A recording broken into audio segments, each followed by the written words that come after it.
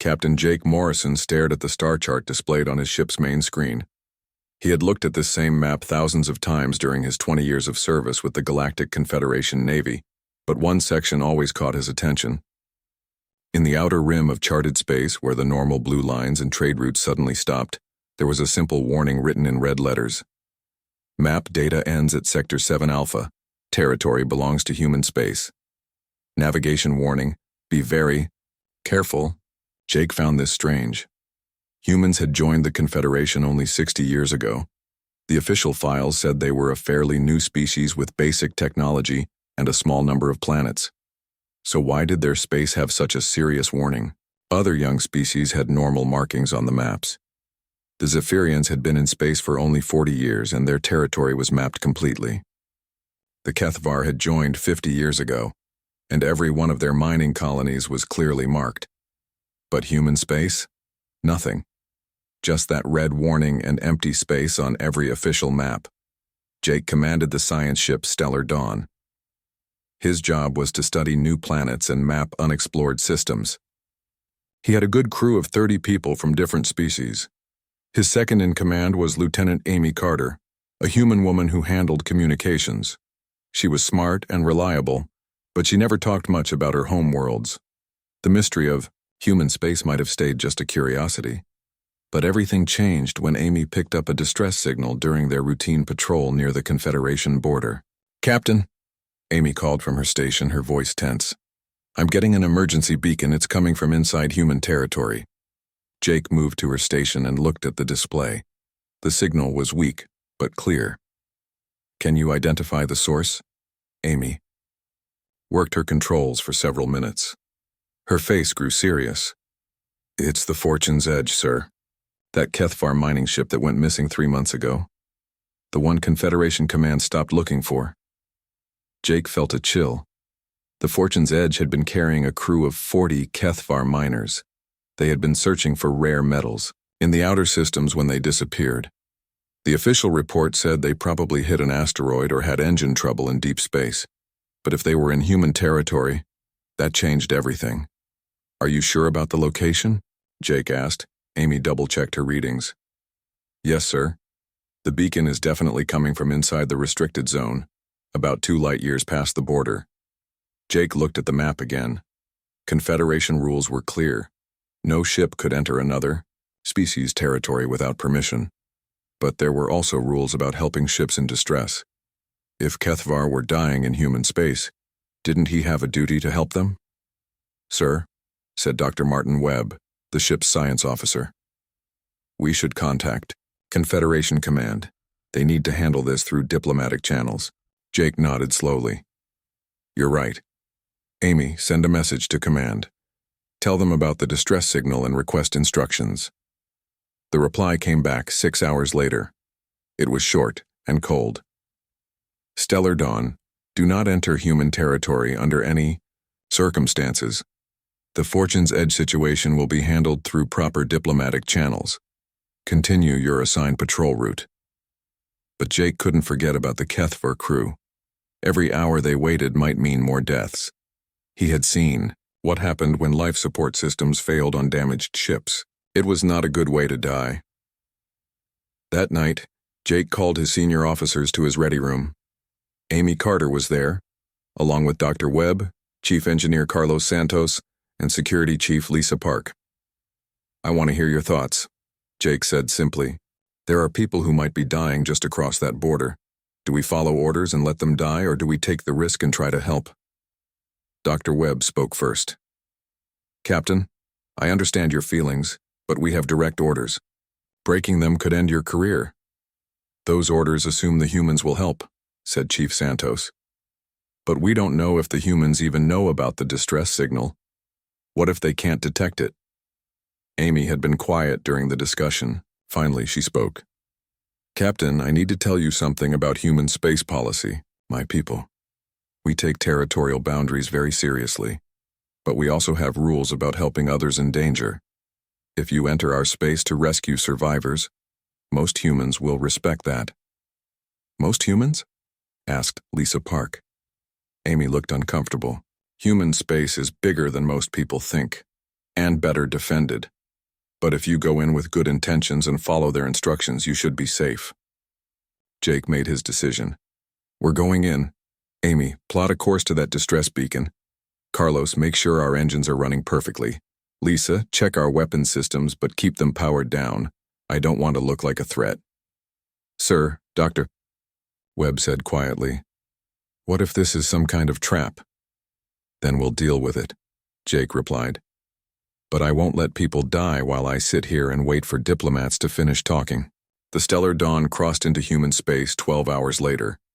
Almost immediately, strange things began to happen. Their long-range sensors, which could normally detect ships from several light-years away, suddenly stopped working. The navigation system started showing error messages. The communication array picked up weird interference that seemed to have a pattern, like it was being caused on purpose. Captain, Amy said, her voice worried. Someone is scanning us very thoroughly. Can you tell who? No, sir. The scans are too advanced. Whoever is doing this has much better technology than us. Jake felt sweat on his forehead. Maybe Dr. Webb had been right. Maybe this was a mistake. Then Amy's communication panel lit up. Captain, I'm getting a message. It's coming from... I can't tell where. The signal is bouncing around somehow. Put it through. A calm male voice filled the bridge. The accent was clearly human, but the tone was polite and professional. Confederation vessel Stellar Dawn, this is Human Border Control. You are now in restricted space. Please state your business or turn around and leave immediately. Jake activated the communication system. This is Captain Morrison of the Stellar Dawn. We received a distress signal from a missing HFY ship. We're here on a rescue mission. There was a long pause. Jake could imagine the humans discussing what to do with them. Finally, the voice returned.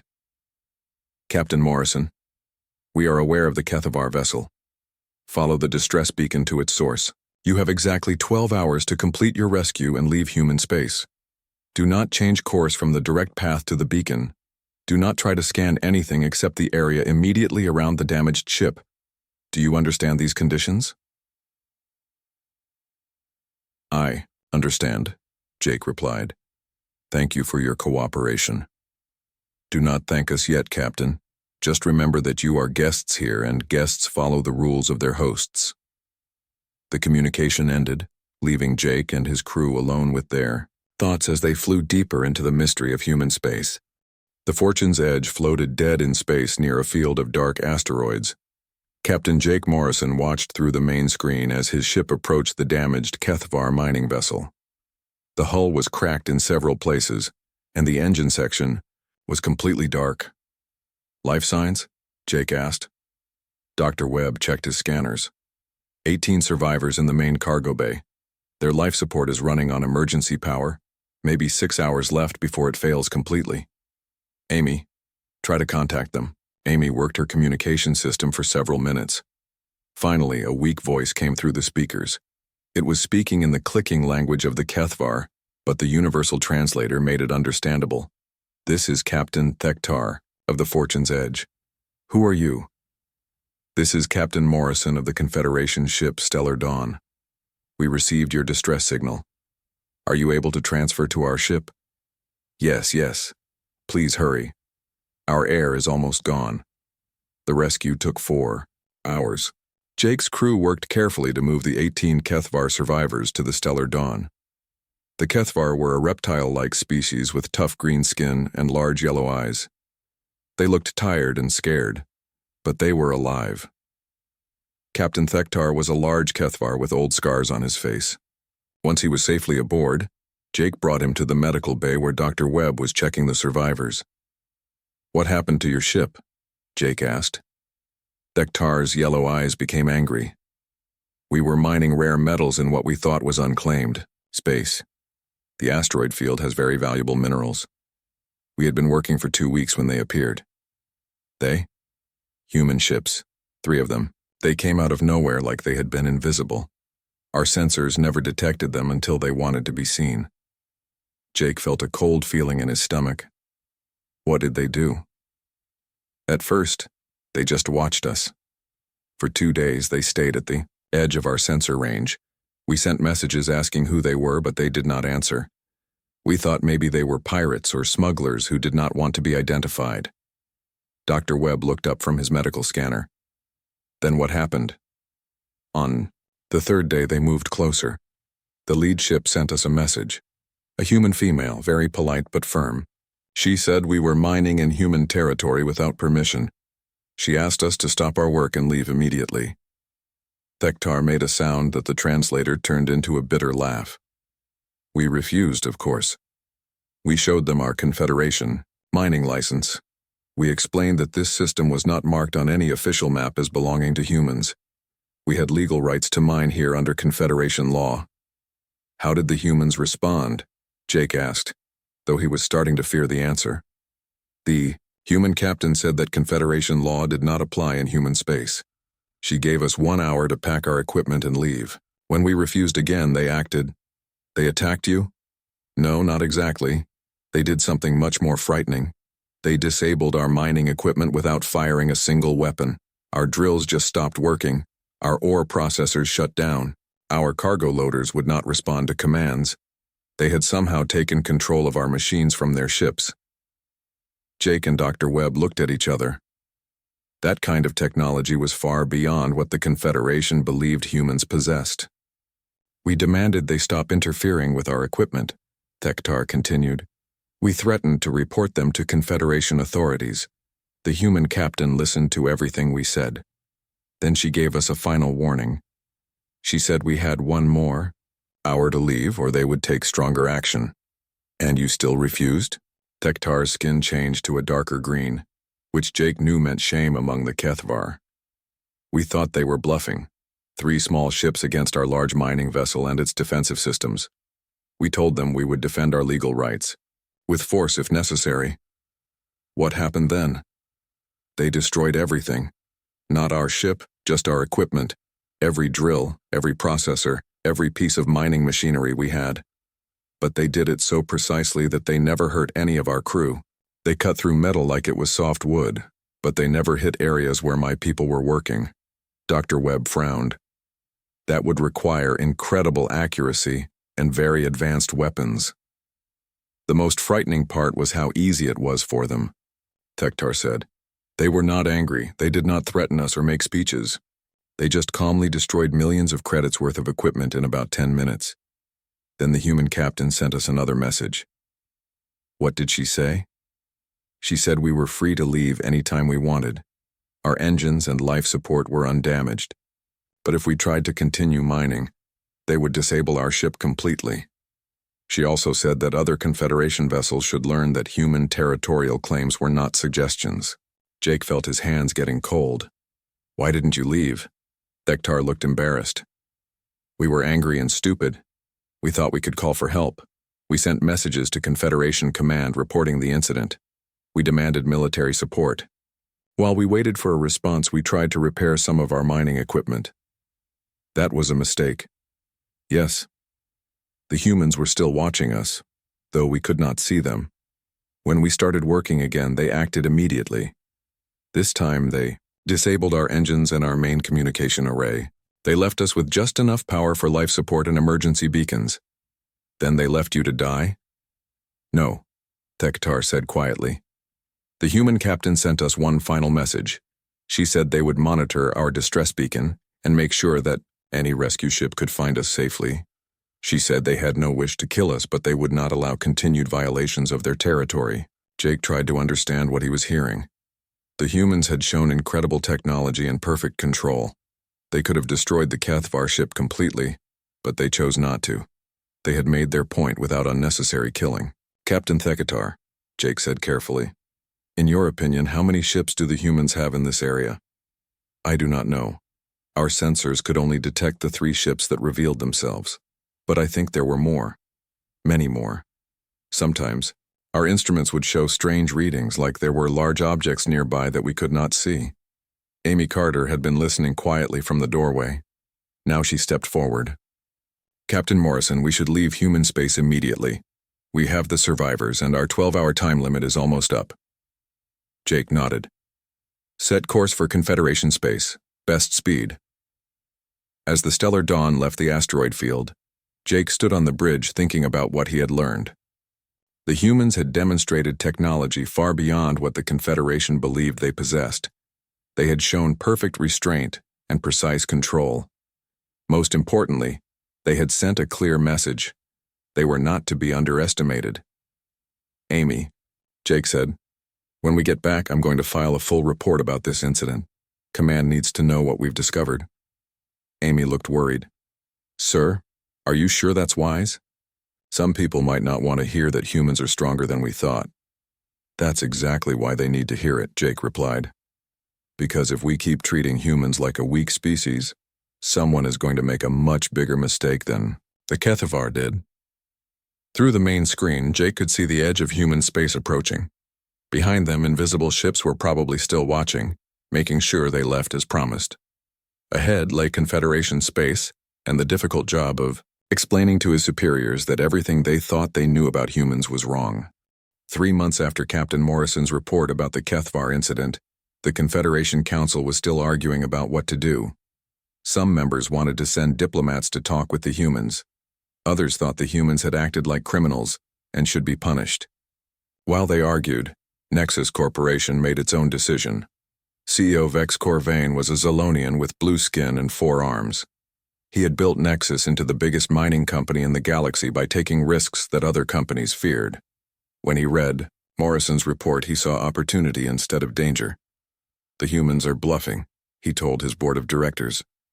"They scared some HFY miners with fancy tricks, but that doesn't mean they can stop a real corporate operation. If there are valuable minerals in human space, we have a right to mine them under Confederation law." Commander Lisa Hayes disagreed. She was the head of Nexus Security and had 20 years of military experience. "Sir, Captain Morrison's report suggests the humans have technology we don't understand. Maybe we should wait for the diplomats to work this out."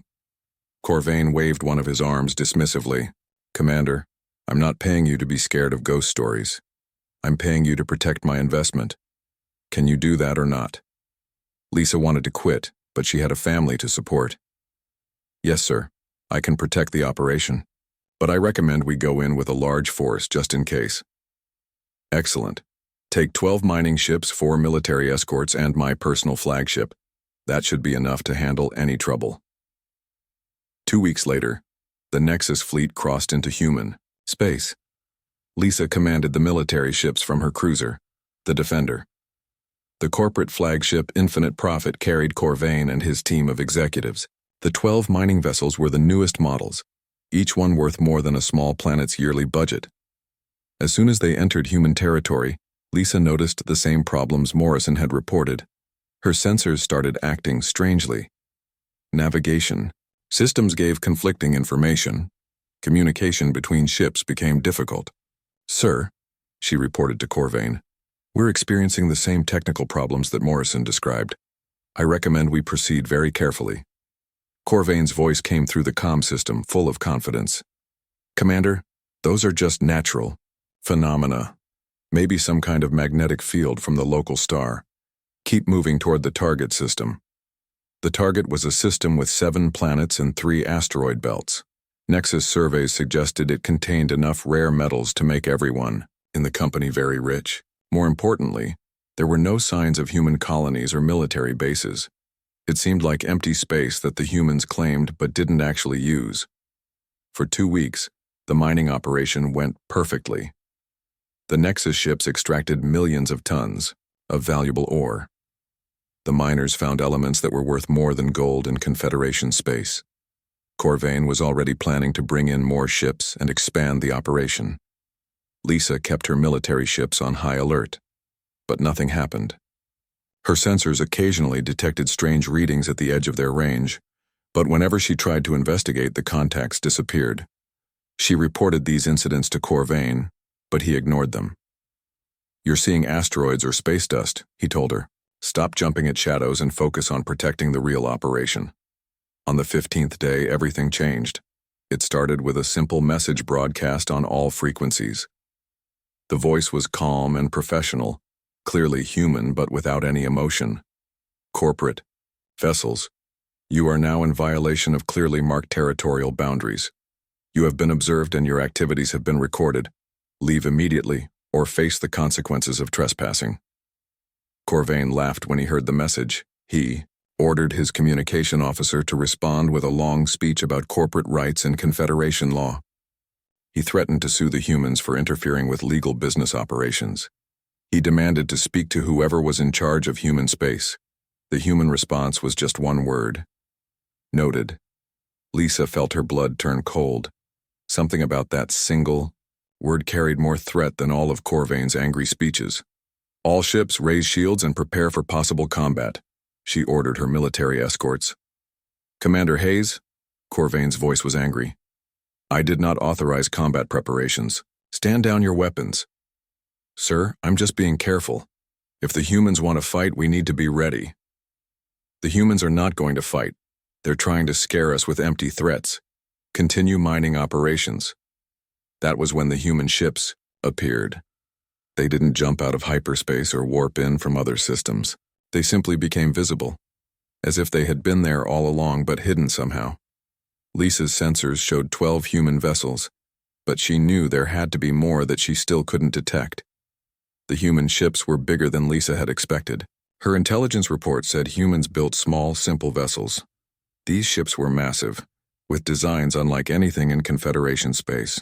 They moved with perfect coordination, surrounding the Nexus fleet without seeming to hurry. All corporate vessels, the human voice returned. You have been given fair warning. Prepare to be boarded and inspected. Like hell, Corvain shouted, over the comm. Commander Hayes, destroy those ships immediately.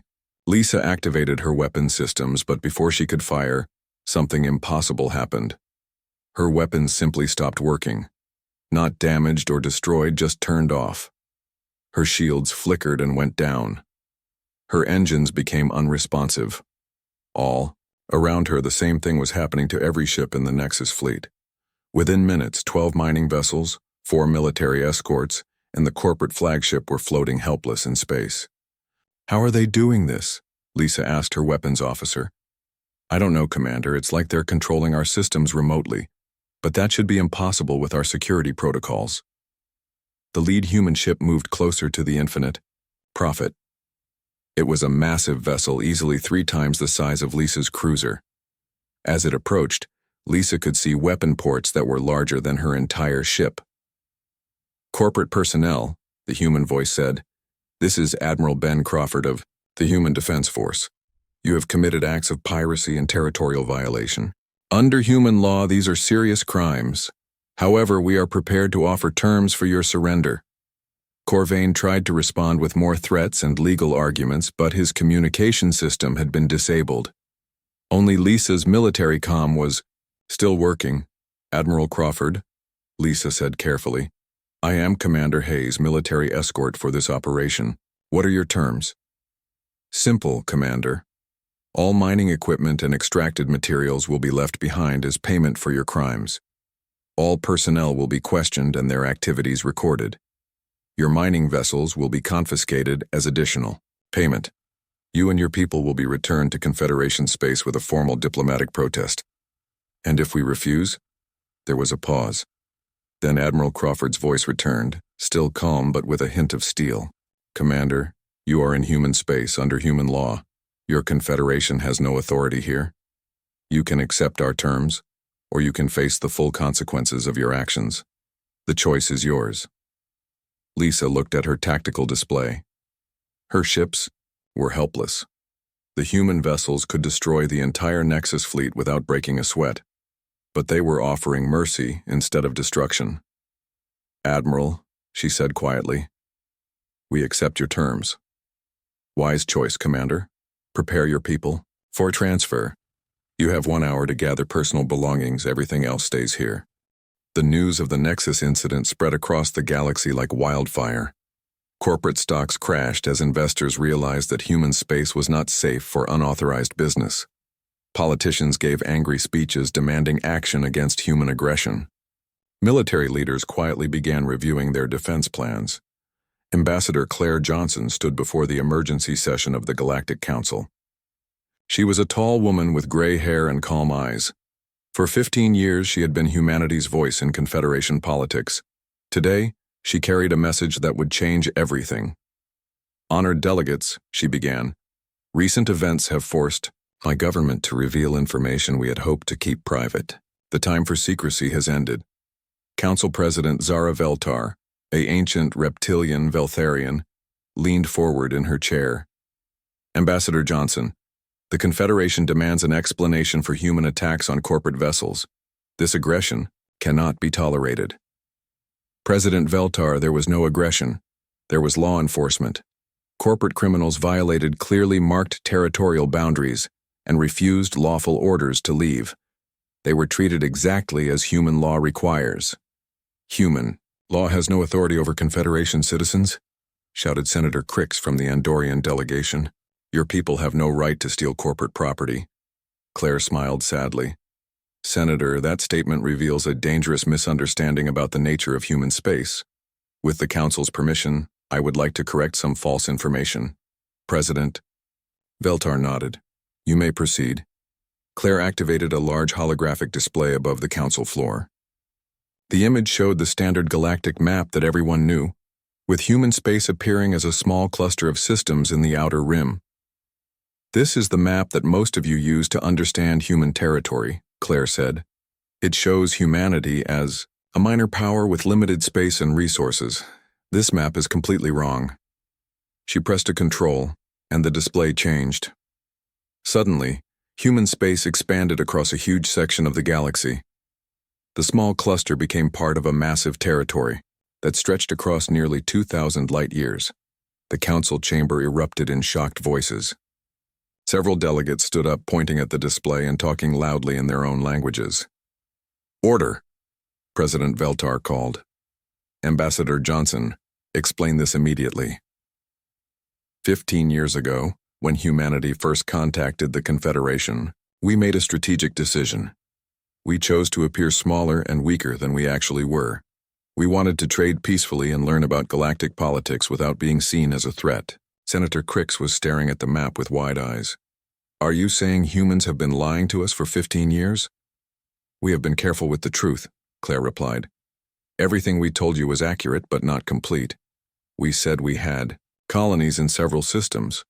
We did not mention that we had colonies in over 800 systems. We said we had defensive capabilities. We did not explain that our military could match any power in the galaxy. Dr. Yoth, from the Kethvar delegation, raised one of his scaly hands. Ambassador, why reveal this now? Why not continue your deception? Claire's expression became serious. Because the deception is no longer working. Corporate interests are willing to violate our territory because they think we are too weak to stop them. Political leaders are demanding military action against us because they believe we can be easily defeated. The truth is safer than continued misunderstanding. President Veltar studied the new map carefully. If this is accurate, humanity controls territory that would make you one of the 3 largest powers in the galaxy. Why hide such strength? Because strength that is known must be constantly defended, Claire explained. If we had revealed our true size from the beginning, every ambitious species would see us as either a threat to destroy or a territory to conquer. We preferred to be ignored rather than feared. Admiral Korvac from the Hegemony military spoke up. Ambassador, if humans possess such capabilities, why not simply take what you want? Why bother with diplomacy at all? Claire looked directly at the Admiral. Because we learned something important in our early history, Admiral. The strongest civilizations are not the ones that can destroy their enemies. They are the ones that never need to fight at all. She changed the display again. Now it showed technical specifications for human ships, defense stations, and military capabilities. The numbers were staggering. Our fleet consists of over 50,000 vessels of various classes. Our defensive installations include automated systems that can protect entire star systems without human crews. Our technology includes capabilities that most species have not yet developed. The chamber was completely silent now. Even the most aggressive delegates were staring at the display with growing concern. However, Claire continued, we have never used this power for conquest. We have never attacked another species' territory. We have never demanded tribute or forced others to follow our laws. We want only one thing, To be left alone in our own space. Senator Cricks found his voice again. But the corporate ships. You stole their equipment and destroyed their property.